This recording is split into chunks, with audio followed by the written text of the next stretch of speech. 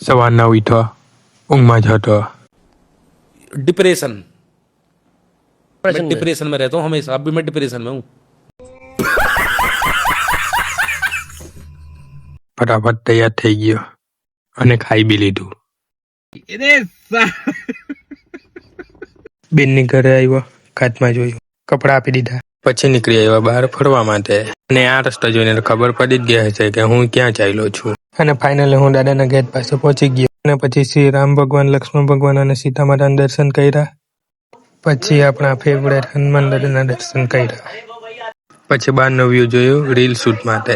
અને જો ખરેખર દિલથી દર્શન કરવું હોય તો રવિવારે આવવાનું, કેમ કે કોઈ પણ પબ્લિક નહીં હોય. અને પછી નીકળી ગયા ઘરે જવા. રસ્તામાં મળ્યું જેસીબી, તે પણ બે.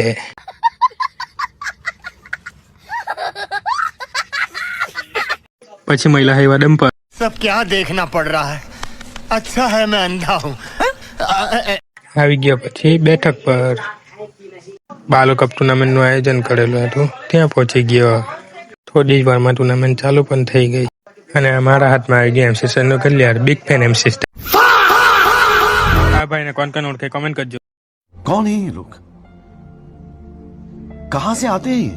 પછી ચાલ્યો હું ટુર્નામેન્ટ રમવા અને દીદુ ચાલી ચાંદલામાં. આઈફોન 16+ બી છે, પણ એન્ડ્રોઈડની તો કઈ મજા જ અલગ. ફાઇનલમાં જીતેલી ટીમ ને હારેલી ટીમ તેટા છે ને મેં અહીંયા બેસી રહેલો. હારી જામ તો કઈ નહીં, મેદાન તો નહીં છોડું.